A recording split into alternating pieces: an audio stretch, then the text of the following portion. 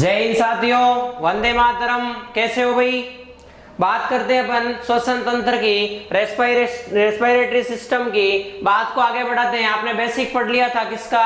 श्वसन तंत्र का। मैंने आपको एक बार बोला था कि जब भी अपन कोई से भी तंत्र पढ़ेंगे, अपन कोई से भी सिस्टम पढ़ेंगे अपने शरीर के, चाहे जनन तंत्र हो, चाहे पाचन तंत्र हो, चाहे परिसंचरण तंत्र हो, चाहे श्वसन तंत्र हो, उसमें होगा कि आपने उन सभी तंत्रों के अंगों के बारे में पढ़ना होगा। जैसे पाचन तंत्र में अपन बात करते हैं किसकी? ग्रसनी की, मुख की, आहार नाल की, आमाशय की, छोटी आंत की, बड़ी आंत की। सेम ऐसे ही अपन यहाँ बात करेंगे किसकी? श्वसन तंत्र में इसके अंगों की। अभी तक अपन ने क्या पढ़ा? मैंने कहा श्वसन तंत्र है तो गैसों का आदान प्रदान वाला तंत्र है, पहली बात। दूसरी बात क्या? मैंने कहा आज तक आपने पढ़ा था ऑक्सीजन को ग्रहण करना, CO2 को छोड़ना क्या होता है? श्वसन, जबकि वो गलत बात थी। ऐसा बोला जाता है कि वो, यूं बोलूं कि लोअर क्लासेस की डेफिनेशन थी, जबकि रियल में क्या होता है? अपने द्वारा ग्रहण की गई ऑक्सीजन का भोजन के ऑक्सीकरण से एटीपी के रूप में ऊर्जा प्राप्त करना क्या कहलाता है?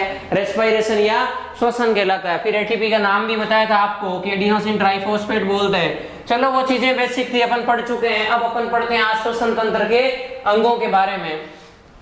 सबसे पहले जो अंग आता है उसका नाम है क्या? नाक। देखो मैं आपको ज्यादा से ज्यादा क्वेश्चन बेस्ड थ्योरी करवा रहा हूँ, या यूं कहूं कि क्वेश्चन बेस्ड चैप्टर लेके चल रहे हैं कि क्वेश्चन कैसे बनेंगे, किस बिहाफ पे बनते हैं, कैसी बात के बनते हैं। बोलो बात क्लियर है क्या? बात आती है नाक की, नोज की। तो आप सभी को दिख रहा है नाक कैसा होता है?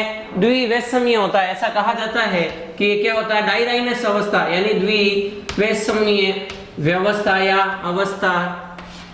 इसका मतलब क्या होता है? इसका मतलब होता है दो छिद्र होते हैं। क्या होते हैं? दो छिद्र होते हैं। और इन दो छिद्र को क्या बोलते हैं? नासा छिद्र। क्या बोलते हैं? नासा छिद्र। अरे इन नासा छिद्रों की सहायता से अपने शरीर में क्या जाती है? ऑक्सीजन जाती है, CO2 वापस बाहर आती है।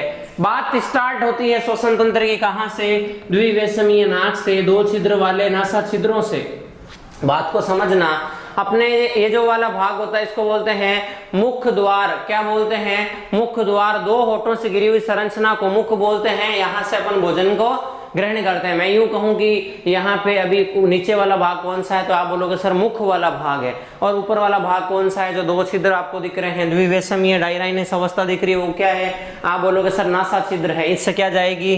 दोनों नासा छिद्रों से गैसें जाएगी। क्या जाएगी? इनसे गैसें जाएगी। बोलो बात क्लियर है क्या? यस क्लियर है सर। आगे बढ़ते हैं। तो मैंने कहा कि गैस से जाएगी ऊपर से। फिर होता क्या है? ये नासा छिद्र गैसों को ग्रहण करके नेजल पैसेज में भेजते हैं। किस में भेजते हैं? नासा मार्ग में। ये गैसें आगे किस में जाएगी? नासा मार्ग। नासा मार्ग कौन सा? ग्रसनी तक का मार्ग। अरे आपको मैंने जब पाचन तंत्र के बारे में कहा था तब मैंने आपको एक बात बताई थी, तब मैंने एक चीज नोट करवाई थी कि ये जो गैस से जाती है, या यूं कहूं भोजन जाता है, वे जा करके कॉमन जगह पर मिलता है। मैं यूं कहूं ये हुआ मुख वाला मार्ग और ये हुआ नासा छिद्रों वाला मार्ग। फिर आगे जाकर के ऐसे और कनेक्ट है, लेकिन ये बीच का जो स्थान है इसको बोलते हैं कॉमन पैसेज। क्या बोलते हैं? Common passage. Common passage. Common passage का मतलब क्या? उभयनिष्ठ जगह। इसका नाम मैंने बताया था पाचन तंत्र के टाइम, ग्रसनी या फेरिंक्स। इसको क्या बोलते हैं? ग्रसनी बोलते हैं। अरे सवाल बना हुआ है कि मनुष्य के शरीर में पाया जाने वाला ऐसा भाग जो पाचन तंत्र का भाग भी है और श्वसन तंत्र का भाग भी है, तो उसका नाम होता है ग्रसनी, जहां भोजन भी होता है और हवा भी होती है। उसके बाद में क्या होगा? भोजन तो चला जाएगा भोजन मार्ग में, भोजन मार्ग में, और हवा चली जाएगी श्वसन मार्ग में। और उसी श्वसन मार्ग का नाम क्या है? श्वास नली या ट्रेकिया नाम है। बात करते हैं उसकी भी, लेकिन उससे पहले दो नासा छिद्र हो गए, गैसें, नासा भाग। ऐसा बोलते हैं कि इन दोनों नासा छिद्रों के मध्य में एक पट पाया जाता है। मध्य में एक पट पाया जाता है। मैं आपके डार्क करके लिख रहा हूं। इस पट को क्या बोलते हैं? नासा पट। क्या बोलते हैं? बोलो नासा पट बोलते हैं। बोलो बात क्लियर है क्या? इसको बोलते हैं नासा पट। तो ये जो नासापट है, इस नासापट के ऊपर एक झिल्ली, अच्छा नासापट क्या है भाई, ये एक सेपरेशन है, मैं यूं बोलूं कि ये पृथककारी भाग है किसका, दोनों नासा छिद्रों का। इसको ढंग से समझना, ये दो नासा छिद्र है, इनके मध्य में जो पट है उसको क्या बोलते हैं, नासापट बोलते हैं। ऐसा कहा जाता है कि इसके ऊपर एक झिल्ली होती है, मैं आपको शॉर्ट में लिख रहा हूं, ऊपर एक झिल्ली। ऊपर एक झिल्ली का मतलब क्या है, इसके ऊपर एक झिल्ली नुमा संरचना या यूं कहूं झिल्ली पाई जाती है। उस झिल्ली का नाम क्या है, पूछा जाता है कई बार, उस झिल्ली का नाम है स्नीडेरियन झिल्ली। स्नीडेरियन झिल्ली क्या बोलते हैं, स्नीडेरियन, या इसी को बोलते हैं श्लेष्मा, क्या बोलते हैं, श्लेष्मा झिल्ली। बोलो बात क्लियर है क्या, स्नीडेरियन या श्लेष्मा झिल्ली। याद रखना, कहा जाता है, क्या कहा जाता है कि जब अपन को सर्दी जुकाम बुखार या एलर्जी होती है, सर्दी जुकाम बुखार, मैं लिख सकता हूं क्या, सर्दी एलर्जी जुकाम, ये जब अपने को हो जाता है तो कहा जाता है कि इसी झिल्ली पर क्या आती है, सूजन आती है, इन्फ्लामेशन होती है, सूजन आ जाती है, जिससे अपने को किस चीज का आभास नहीं हो पाता, गंध का आभास नहीं हो पाता। बोलो बात समझ में आ रही है कि अपने को गंध के बारे में, अपने को उसकी, मैं यूं कहूं स्मेल के बारे में अपने को पता नहीं चल पाता। किस वजह से, किस वजह से, स्नीडेरियन या श्लेष्मा झिल्ली के ऊपर सूजन आ जाने की वजह से। बोलो बात समझ में आ रही है क्या, बात को ढंग से समझना। नासापट होते हैं, ऊपर एक झिल्ली होती है, वो झिल्ली स्नेडेरियन या श्लेष्मा झिल्ली कहलाती है, और इसके ऊपर सूजन आ जाती है कब, जब सर्दी जुकाम या एलर्जी की कंडीशन होती है, और उस टाइम अपन को गंध या स्मेल का क्या नहीं हो पाता, अनुभव नहीं हो पाता। बोलो बात क्लियर है क्या। नेक्स्ट में अगर बात करूं, नेक्स्ट अगर मैं बात करूं किसकी, तो नाक से आगे बात को बढ़ाते हैं। मैंने कहा नाक द्विवेशमीय, दो द्वार, जिनको दो छिद्र या नासा छिद्र बोलते हैं, इनसे गैसें जाएगी, किस में प्रवाहित होगी, नासा मार्ग में। फिर मैंने कहा दोनों नासा छिद्रों के मध्य में नासापट पाया जाता है, जिसके ऊपर एक झिल्ली होती है जिसका नाम स्नीडेरियन या श्लेष्मा झिल्ली है। इस पर सूजन आ जाती है कब, जब सर्दी जुकाम या एलर्जी की बात आती है, तब अपने को क्या अनुभव नहीं हो पाता, स्मेल का या गंध का अनुभव नहीं हो पाता। नेक्स्ट बात करते हैं अपन सेकंड पॉइंट या सेकंड अंग की, जिसका नाम है कंठ। क्या नाम है, कंठ, या इसी को बोलते हैं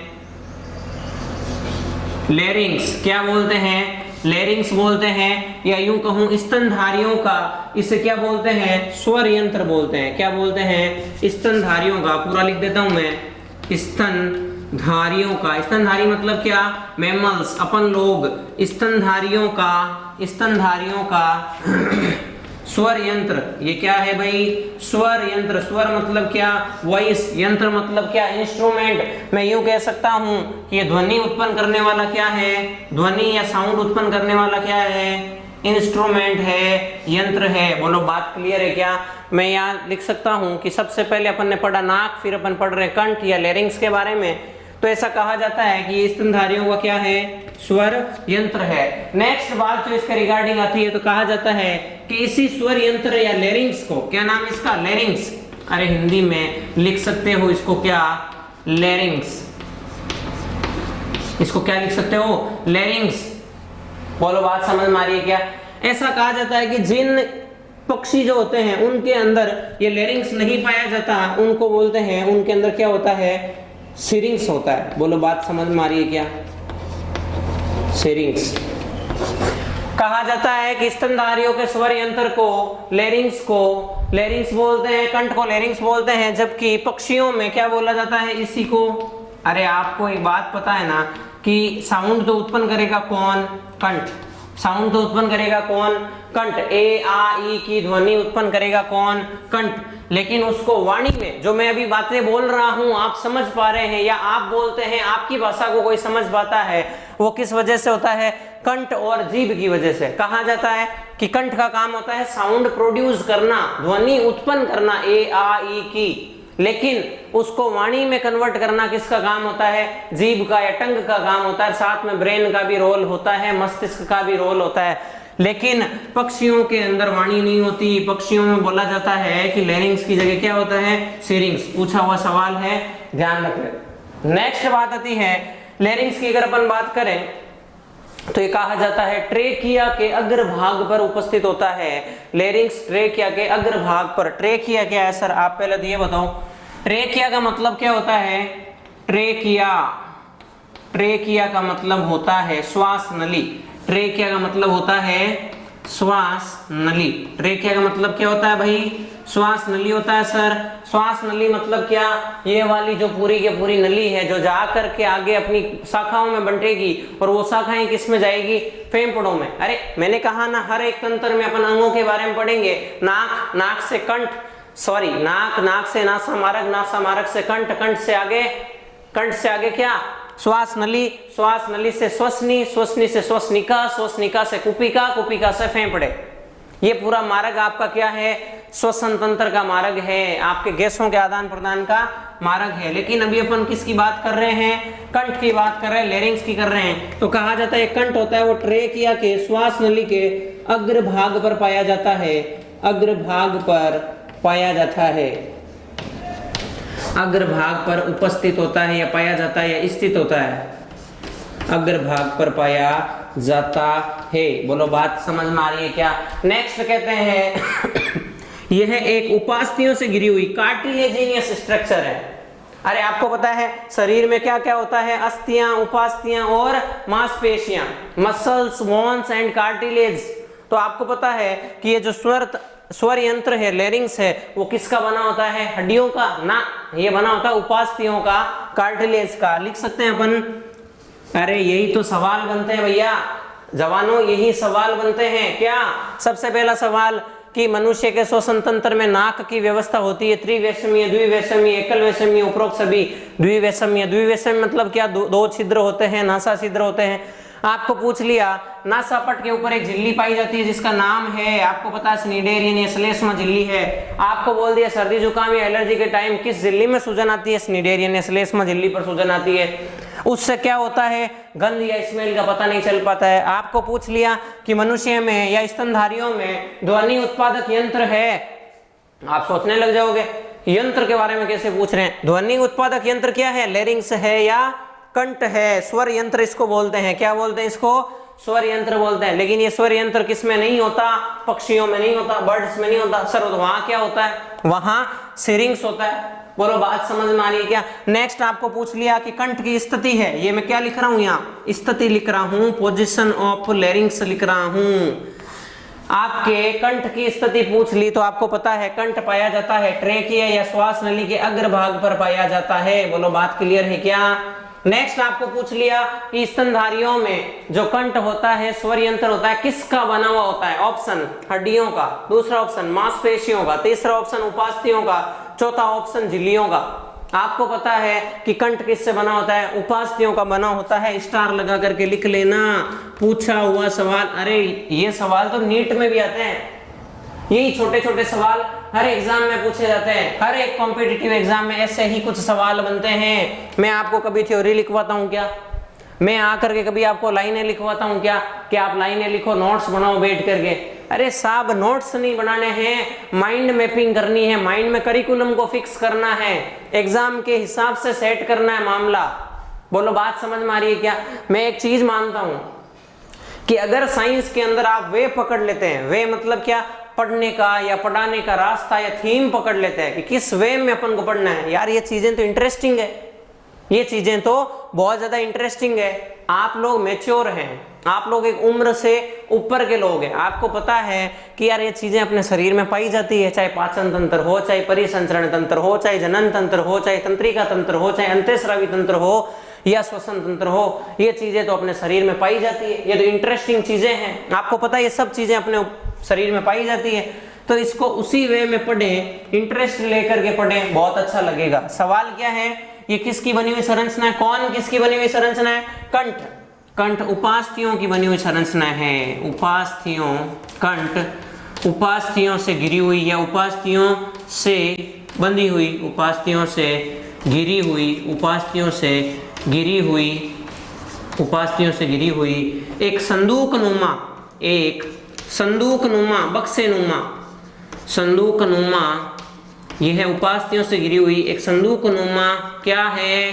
संरचना है, स्ट्रक्चर है। बोलो बात समझ में आ रही है क्या? ये हुआ आपका कंठ खत्म। बोलो बात क्लियर है क्या? नेक्स्ट बात आती है, कई बार पूछ लिया जाता है कि इस कंठ में कौन कौन सी उपास्थियां होती है, तो मैं आपको बता दूं इसके अंदर थायराइड उपास्थि होती है। कौन सी होती है? थायराइड उपास्थि, थायराइड उपास्थि होती है। इसके अंदर और कौन सी होती है? इसके अंदर क्रिकोइड होती है, क्रिकोइड, इसके अंदर क्रिकोइड उपास्थि होती है। इसके अंदर सेंटोरिनी होती है, सेंटोरिनी, सेंटोरिनी उपास्थि। बोलो बात क्लियर है क्या? और भी होती है, लेकिन मैं आपको कुछ कुछ मेन बता रहा हूं कि थायराइड, क्रिकोइड, सेंटोरिनी, ये कुछ उपास्थियां किस में पाई जाती है? आपके कंठ में या लैरिंग्स में या स्वर यंत्र में पाई जाती है। ऐसा कहा जाता है कि थायराइड जो आपकी उपास्थि है, जो थायराइड उपास्थि है वो नर के अंदर, मेल के अंदर, नर के अंदर थोड़ी सी फूल जाती है, नर के अंदर थोड़ी सी फूल जाती है, फूल जाती है, स्वेलो, फूल जाती है। इस फूली हुई को क्या बोलते हैं? Adam's, Adam's apple. क्या बोलते हैं? एडम्स एप्पल, जो द्वितीयक लैंगिक लक्षण है किसका? नर का, मनुष्य का। बोलो बात क्लियर है क्या? मैं आपको वापस से समझा देता हूं। अभी तक जो अपन ने पढ़ा है वो क्या है? अपन पढ़ रहे हैं रेस्पिरेटरी सिस्टम, श्वसन तंत्र। श्वसन तंत्र क्या? ऐसा तंत्र जो शरीर में गैसों का क्या करेगा? आदान प्रदान करेगा। अभी तक आपने पढ़ा कि निःश्वसन का मतलब होता है इंस्पायरेशन, हवाओं को अंदर लेना, सांस को अंदर लेना, यानी ऑक्सीजन को अंदर लेना, जो एक सक्रिय क्रिया थी 2 सेकंड में संपन्न हो रही थी। जबकि उच्छ्वसन यानी एक्सपायरेशन, ऑक्सीजन CO2 को बाहर निकालना क्या कहलाता है? उच्छ्वसन या एक्सपायरेशन कहलाता है, जो एक निष्क्रिय क्रिया थी जिसमें 3 सेकंड का समय लग रहा था। फिर मैंने आपको कहा था कि जो जलीय जीव होते हैं वो जल में घुली हुई ऑक्सीजन का क्या करते हैं? यूज करते हैं। फिर मैंने आपको कहा क्या कि एक होता है वायवीय या ऑक्सीय श्वसन, एक होता है अवायवीय या अनॉक्सीय श्वसन। वायवीय या ऑक्सीय श्वसन के लिए मैंने आपको कहा था कि CO2 इसका क्या है? बाई प्रोडक्ट है। जबकि अनॉक्सीय या अवायवीय श्वसन में मैंने आपको कहा कि यहाँ पे C2H5OH एथेनॉल यानी अल्कोहल भी बनता है और एसिड भी बनता है। बोलो बात क्लियर है क्या? एसिड कौन सा? Lactic acid. एग्जाम्पल लिखे थे अपन ने क्या? अंकुरित बीजों में, मांसपेशियों में, कच्चे फलों में कौन सा होता है? अनॉक्सीय श्वसन। उसी को क्या किससे मिलता जुलता मान लेते हैं? किण्वन से या फर्मेंटेशन से। फिर मैंने कहा किण्वन की खोज किसने की थी? किण्वन की खोज पोस्चर ने की थी। ये बातें अपन ने पहले डिस्कस करी। अभी अपन, अच्छा मैं बार बार क्यों बोलता हूँ ऐसा? क्योंकि आपको समझ में आ जाए, आपके दिमाग में चीजें बैठ जाए। इन चीजों का फोबिया नहीं बनाओ, इन चीजों को लेके नहीं बैठो, इन चीजों के लिए इधर उधर माथा नहीं मारना पड़े, इसलिए मैं बार बार चीजें बोलता हूँ। क्योंकि एक चीज बार बार आपके दिमाग में घूमेगी तो एक आपको वे समझ में आ जाएगा, एक थीम समझ में आ जाएगी कि अपने को साइंस को कैसे पढ़ना है, साइंस को कैसे लेकर के चलना है। श्वसन तंत्र पढ़ रहे हैं। नाक की बात करी, मैंने कहा हर एक तंत्र के कुछ अंग होते हैं, उन अंगों का पढ़ना जरूरी होता है। पहला था नाक, द्विवेशमीय, 2 छिद्र होते हैं जिनको नासा छिद्र बोलते हैं, जिनमें गैसें जाएगी, नासा मार्ग में जाएगी। फिर बात आती है दोनों नासा छिद्रों के मध्य के एक पट को क्या बोलते हैं? नासा पट बोलते हैं। इसके ऊपर एक झिल्ली होती है जिसका नाम क्या है? स्निडेरियन या श्लेष्मा झिल्ली है। फिर कहा जाता है कि इसके ऊपर सूजन आ जाती है। कब आ जाती है सूजन? जब सर्दी जुकाम या एलर्जी की स्थिति उत्पन्न होती है। बोलो बात समझ में आ रही है कि उस टाइम क्या होगा? गंध या स्मेल का पता नहीं चलेगा। ओके, नेक्स्ट बात आती है कंठ की या लैरिंग्स की, जिसको क्या बोलते हैं? स्तनधारियों में स्वर यंत्र बोलते हैं। ये किस में नहीं पाया जाता? पक्षियों में नहीं पाया जाता। इसकी स्थिति क्या है? ये ट्रेकिया या श्वास नली के अग्रभाग पर पाया जाता है। आपको पूछ लिए किससे बनी हुई संरचना है? हड्डियों की, मांसपेशियों की, झिल्लियों की, उपास्थियों की? तो आपका आंसर होगा उपास्थियों की बनी हुई संरचना है।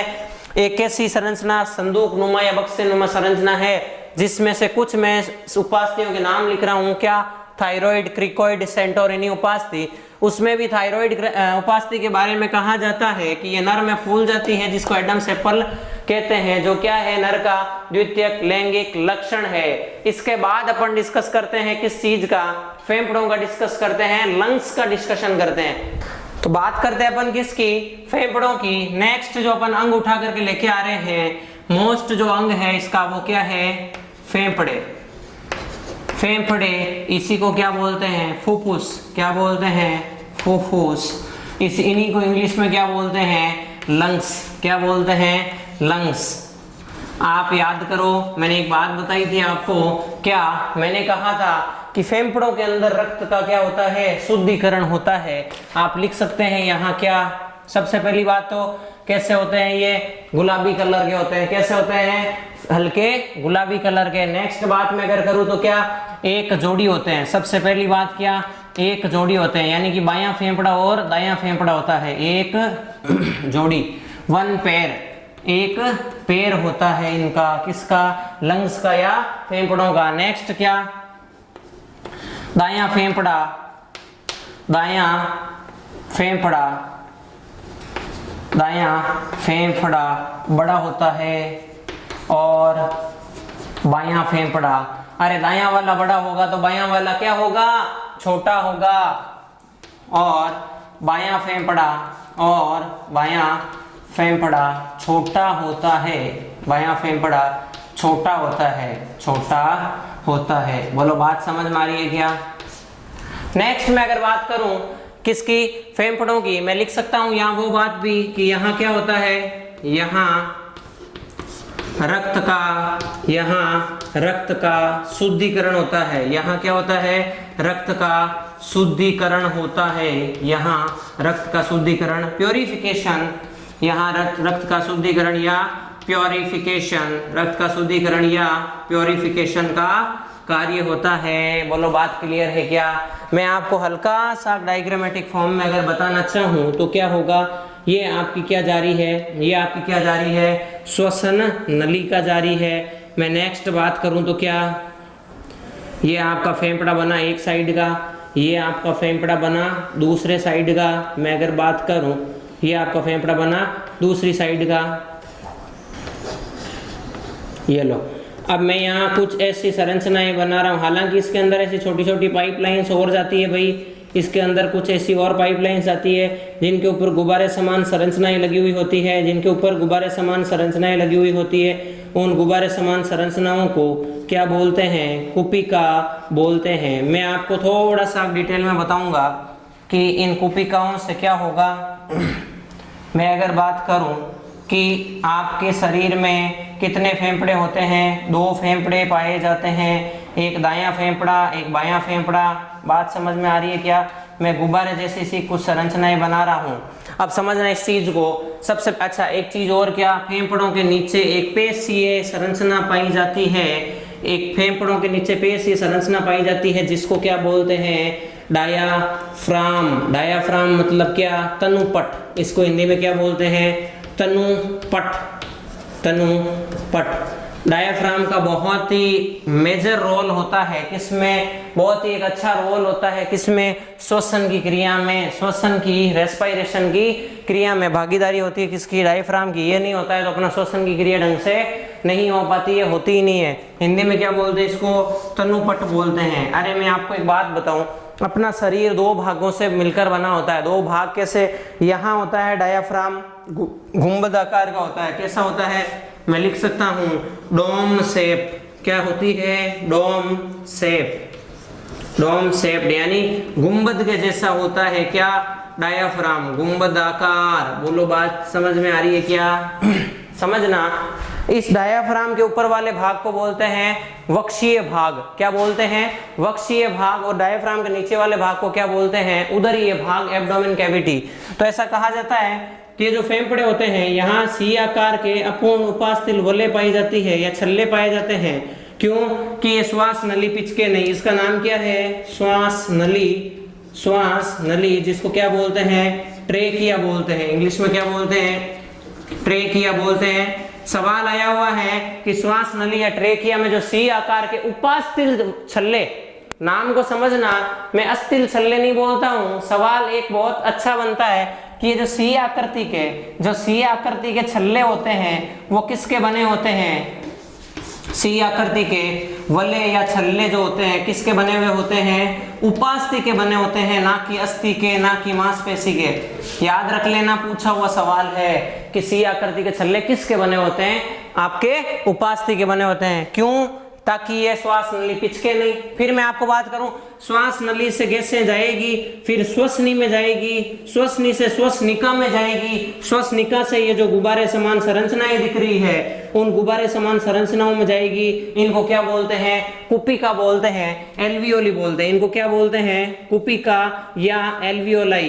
कुपिका या इसी को क्या बोलते हैं, एल्वियोलाई। जिस प्रकार से हर एक जीव की संरचनात्मक तथा क्रियात्मक इकाई को कोशिका कहते हैं, उसी प्रकार से श्वसन तंत्र की या यूं बोलूं फेफड़ों की संरचनात्मक तथा क्रियात्मक इकाई को क्या बोलते हैं? कुपिका या एल्वियोलाई बोलते हैं। यही मेन सरफेस है, यही मेन वो संरचना है, मेन वो जगह है जहां गैसों का क्या होगा? आदान प्रदान होगा। कुपिका की जगह पर ही क्या होता है? गैसों का आदान प्रदान, ट्रांसफॉर्मेशन, आदान प्रदान, एक्सचेंज ऑफ गैसेस कहाँ संपन्न होता है? फेफड़ों की दीवारों तथा कुपिकाओं के मध्य में गैसें, ऑक्सीजन यहाँ आ जाएगी, यहाँ से CO2 वापस अंदर चली जाएगी। मैं आपको बात को समझाऊं, ये कुपिकाएं यहाँ पर ऑक्सीजन को छोड़ देगी, यहाँ से CO2 को वापस अंदर ले लेगी, मार्ग फॉलो होगा, नाक से बाहर निकाल दिया जाएगा। यानी ऑक्सीजन जाएगी, CO2 बाहर आएगी, इसको संवर्धन या ब्रीदिंग बोलते हैं, और ऑक्सीकरण की क्रिया होगी तो श्वसन हो जाएगा। मार्ग कौन सा था? नाक से कंठ से होते हुए गैसें अंदर आई, किसमें? आपके श्वास नली में या ट्रेकिया में। यहाँ क्या पाए जाते हैं? उपास्थल सी आकार के छल्ले पाए जाते हैं। ये रहे आपके उपास्थल छल्ले। ये क्यों होते हैं? ताकि श्वास नली पिचके नहीं, ताकि ये पिचके नहीं। नेक्स्ट बात आती है, श्वास नली से गैसें जाएगी श्वसनी में, श्वसनी से जाएगी श्वसनिका में, श्वसनिका से प्राथमिक श्वसनिका, द्वितीयक श्वसनिका, अंतस्थ श्वसनिका। नेक्स्ट जाकर के किस में आएगी? एक गुब्बारे समान संरचना में जिसका नाम होता है कुपिका। असंख्य कुपिकाएं होती है अपने फेफड़ों के अंदर। अपने फेफड़ों में छोटी छोटी कुपिकाएं बहुत मात्रा में पाई जाती है, काफी नंबर्स में होती है। इन कुपिकाओं को बोलते हैं फेफड़ों की क्या?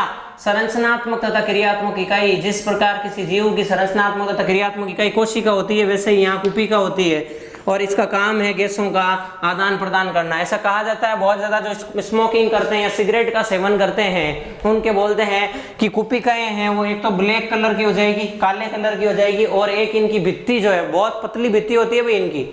इनकी जो दीवार होती है, मैं आपको यूं बताऊं, एक कुपिका का अपन बड़ा चित्र बना लेते हैं। ये आपकी क्या है? कुपिका। तो ये जो भित्ति है इसकी बोलते हैं कि ये क्या हो जाएगी? हार्ड हो जाएगी, फट सकती है, और क्या हो सकता है? ब्लैक हो जाएगी। ऐसा कहा जाता है स्मोकिंग या धूम्रपान करना स्वास्थ्य के लिए क्या है? हानिकारक है। फेफड़ों का कैंसर होता है, लंग्स कैंसर जिसको बोलते हैं। तो ये आपके फेफड़ों की हल्की सी, मैंने स्ट्रक्चर वाइज इस चीज को समझाया। फेफड़े कैसे होते हैं? स्पंजी होते हैं। कैसे होते हैं भाई? स्पंजी होते हैं। फेफड़े स्पंजी भी होते हैं। नेक्स्ट में अगर बात करूं, आपको बता दिया फेफड़ों के बारे में कि इनको फुफ्फुस या लंग्स बोलते हैं। एक जोड़ी पाए जाते हैं, हल्के गुलाबी कलर के होते हैं। दायां फेफड़ा बड़ा होगा, बायां वाला छोटा होगा। नेक्स्ट यहाँ पर रक्त का क्या होगा? शुद्धिकरण, ब्लड का प्योरिफिकेशन होगा। नेक्स्ट ये स्पंजी होते हैं। फिर ये श्वास नली है, तो मैंने कहा इसमें उपास्थल छल्ले पाए जाते हैं। किस आकृति के? सी आकृति के। क्यों? ताकि श्वास नली पिचके नहीं। कुपिकाएं कितनी होती है? असंख्य होती है। कुपिकाओं का कार्य क्या होता है? गैसों का आदान प्रदान करना। कुपिका खुद क्या है? फेफड़ों की संरचनात्मक तथा क्रियात्मक इकाई। अब इतना हो जाने के बाद अपन श्वसन तंत्र में पढ़ेंगे कुछ आयतनों के बारे में, कुछ फेफड़ों से संबंधित रोगों के बारे में, कुछ उपकरणों के बारे में, कुछ जांचों के बारे में। अरे मेडिकल टर्म्स या साइंटिफिक टर्म्स जो होती है वो एग्जाम में पूछी जाती है। कुछ आयतन होते हैं वो एग्जाम में पूछ लिए जाते हैं। तो एक क्लास और लगेगा अपने को श्वसन तंत्र खत्म करने में, अपना रेस्पिरेटरी सिस्टम खत्म करने के लिए। तब तक आप बने रहें, साथ में पढ़ते रहें, जितना पढ़ाया जा रहा है रेगुलरली क्लास लेते रहें, और अपनी ईमानदारी से मेहनत करते रहें। आपकी वर्दी आपसे दूर नहीं है। आप अपनी तैयारी पर लगे रहें, पूरी लगन के साथ, मेहनत के साथ, दृढ़ निश्चय के साथ क्या करते रहें? प्रिपरेशन करते रहें। हर एक सब्जेक्ट की क्लास को, हर एक सब्जेक्ट को वेटेज देते हुए, महत्व देते हुए आप अपनी तैयारी पे लगे रहें। बहुत बहुत धन्यवाद। Thank you.